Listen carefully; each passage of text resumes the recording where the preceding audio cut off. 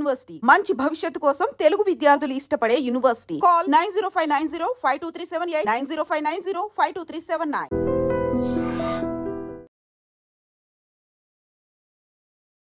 IDream channel వీక్షిస్తున్నటువంటి ప్రేక్షకులందరికీ నా యొక్క హృదయపూర్వక నమస్సుమాంజలు.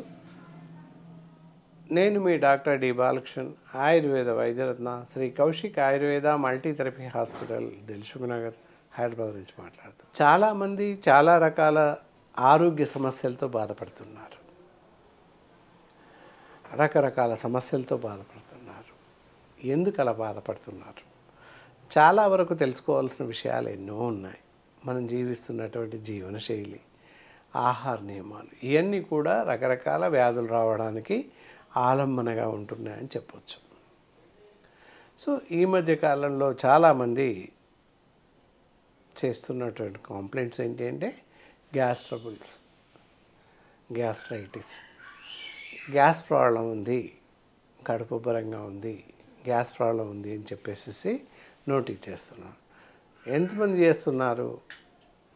ఒక 20 మంది చేస్తే 20 మందిలో ఒకరికి కానీ ఇద్దరికి కానీ మాత్రమే గ్యాస్ ట్రబుల్స్ ఉంటున్నాయి. మిగతా వాళ్ళకి ఎవరికి కూడా గ్యాస్ ప్రాబ్లమ్స్ ఉండట్లేదు. చాలామందికి అపోహ మాత్రమే. ఏ పరిస్థితుల్లోనూ వాళ్ళకి గ్యాస్ట్రైటిస్, గ్యాస్ ప్రాబ్లం కానీ ఎసిడిటీ ప్రాబ్లం కానీ ఉండదు. వాళ్ళుగా అనుకోవడం, నాకు గ్యాస్ ప్రాబ్లం ఉంది, ఎసిడిటీ ఉంది అని చెప్పేసి అనుకోవడం మాత్రమే సంభవిస్తుంది. అసలు మరి గ్యాస్ ప్రాబ్లం అంటే ఏంటి, ఎలా ఉంటుంది, దాని యొక్క లక్షణాలు ఏంటి, ఏ విధంగా ఆగిపిస్తుంది, మనం ఎలా గుర్తుపట్టవచ్చు, మరి రాకుండా ఏమైనా జాగ్రత్తలు తీసుకోవచ్చా, అలాగే తినకూడని ఆహార పదార్థాలు ఏంటి, తీసుకోవాల్సినటువంటి ఆహార పదార్థాలు ఏంటి, దానికి గాను ఏమైనా మన ఇంట్లో చిట్కా లాంటి వైద్య పద్ధతులు ఉన్నాయా, అలాగే పూర్తిగా తగ్గించడానికి ఆయుర్వేద వైద్య విధానంలో ఎలాంటి చికిత్సా పద్ధతులు ఉన్నాయి, ఈ విషయాలన్నింటినీ కూలంకుషంగా ఈ కార్యక్రమం ద్వారా తెలుసుకుందాం. గ్యాస్ ట్రబుల్స్, గ్యాస్ ప్రాబ్లం అంటే ఏంటి అంటే కడుపు ఉబ్బరంగా ఉండి టైట్గా ఉంటుంది కడుపంతాను. ఒక రకమైన త్రెయిన్పులు రావడం, పుల్లని త్రెయిన్పులు వస్తూ ఉంటాయి. కడుపు లోపల కానీ పైన గొంతు వరకు మంటలాగా వస్తూ ఉంటుంది. కడుపు టైట్గా ఉబ్బినట్టుగా ఉంటుంది. దాన్నే గ్యాస్ ప్రాబ్లం అని చెప్పేసి అంటారు.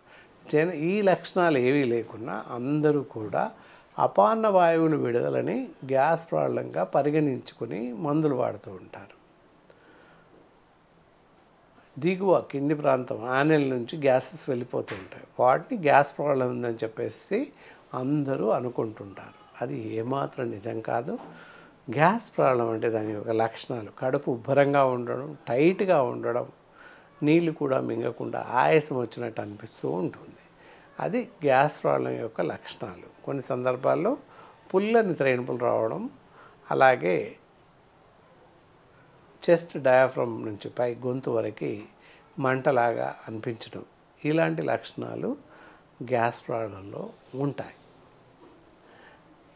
కాబట్టి ఈ లక్షణాలు ఉన్నట్లయితే గ్యాస్ ప్రాబ్లంగా పరిగణించవచ్చు.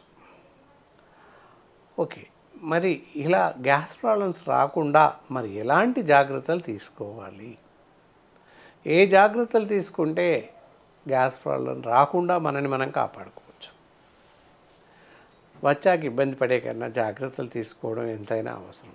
దానికన్నా ఏం చేయాలి అంటే మనం ఉన్నటువంటి జీవనయాన పరిస్థితులు, జీవన శైలి, ఆహార నియమాలు, నిద్ర, ఇవన్నీ చాలా ఇంపార్టెంట్. ఇక్కడ దీనిలో గ్యాస్ ట్రబుల్కి ప్రధానంగా చూసినట్లయితే సరైన నిద్ర లేకపోవడం, సరైనటువంటి వేళాపాలన లేకుండా ఆహారం తీసుకోవడం, ఈ రెండు కూడా ప్రధాన కారణాలు అవుతున్నాయని చెప్పచ్చు. చాలామంది ఏంటంటే ఆహారం అసలే తీసుకోకపోవడం, తీసుకోక ఉంటే కూడా కడుపు టైట్గా అనిపించేసి గ్యాసెస్ రావడం, కడుపులో మంటలాగా రావడం, ఇలాంటివి సంభవిస్తూ ఉంటాయి. అలాగే అతిగా ఎక్కువగా తినడం, ఆకలి ఉన్నా లేకున్నప్పటికీ ఏదో ఒకటి 5-10 నిమిషాలు ఏదో ఒకటి తింటూ వెళ్ళడం, వీటి వల్ల కూడా గ్యాస్ ప్రాబ్లమ్స్ విరివిగా వచ్చే అవకాశం ఉంది. అలాగే నిద్రలేమి ఏంటంటే సమయానుకూలంగా సమయాసమాలు పాటించకుండా నిద్రించడం, ఎప్పుడు రాత్రి 12 గంటలకు ఒకటికి పడుకోవడం, ఉదయం 9, 10 గంటలకు లేవడం. ప్రతి మనిషికి 8 గంటల నిద్ర అవసరం. కానీ వీళ్ళు ఏం చేస్తున్నారు, 12 గంటలకు పడుకొని 8 గంటలకు లేస్తున్నారు.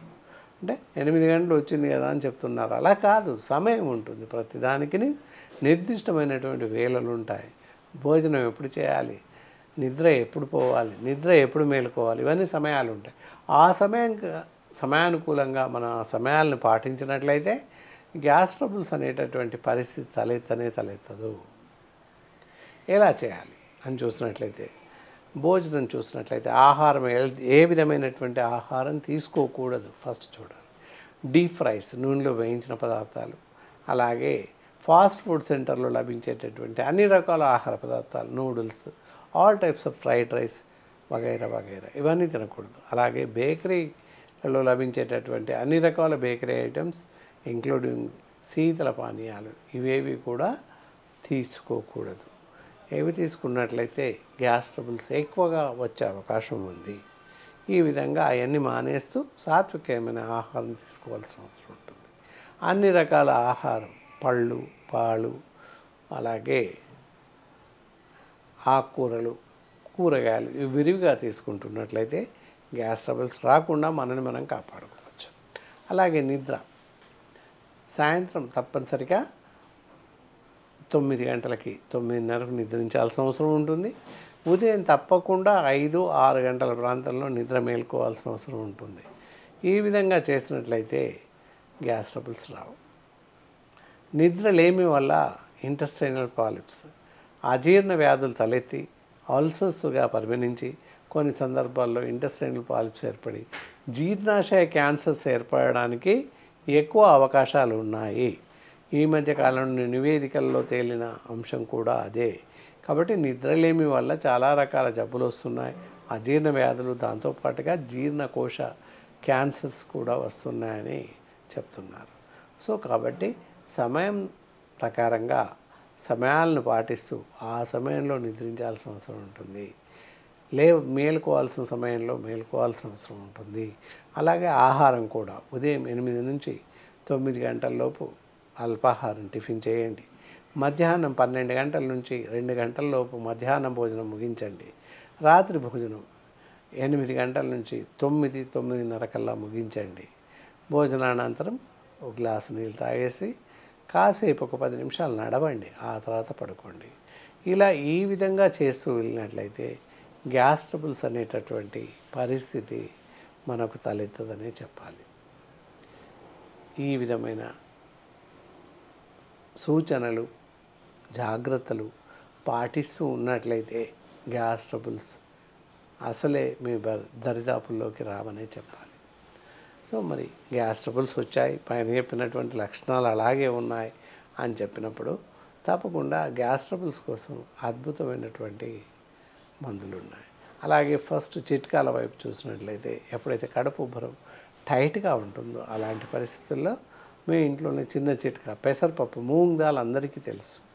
ఇంత కాస్త ఒక అరకప్పు పప్పు వేసేసి ఒక 4 కప్పుల నీళ్ళు వేసి బాగా ఉడికించండి. మెత్తగా ఉడికించి దాన్ని స్మాష్ చేస్తే పెసర పానీయం పల్సని పెసరపప్పులాగా తయారవుతుంది, పల్సగా ఉంటుంది. అలా ఒక గ్లాస్ పెసర పానీయం తీసుకుని అందులో చిటికెడు ఉప్పు వేసేసుకుని కలుపుకొని తాగేసేయండి.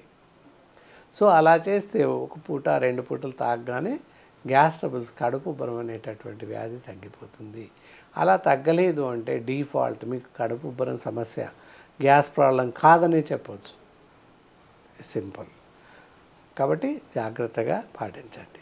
అప్పటికి ఒకవేళ తగ్గనట్లయితే, నిజంగానే గ్యాస్ ట్రబుల్ ఉన్నట్లయితే మా లాంటి ఆయుర్వేద వైద్యులను సంప్రదించినట్లయితే మీ శరీరానికి సరిపడేటటువంటి ఔషధాలని సూచించడం జరుగుతుంది. దానికి కానీ ఇక్కడ చూపిస్తున్నాం గ్యాసాన్ ట్యాబ్లెట్స్. ఇవి ఉదయం 1, సాయంత్రం 1 భోజనానంతరం వేస్తూ ఉన్నట్లయితే తప్పకుండా మంచి ఫలితాలు ఉంటాయి. త్రేణుపులు రావడం, అజీర్ణం రావడం, కడుపు ఉబ్బరంగా ఉండడం, కడుపులో మంట ఉండడం, ఇలాంటి లక్షణాలన్నింటినీ కూడా ఈ మాత్రలు తగ్గిస్తాయని చెప్పవచ్చు.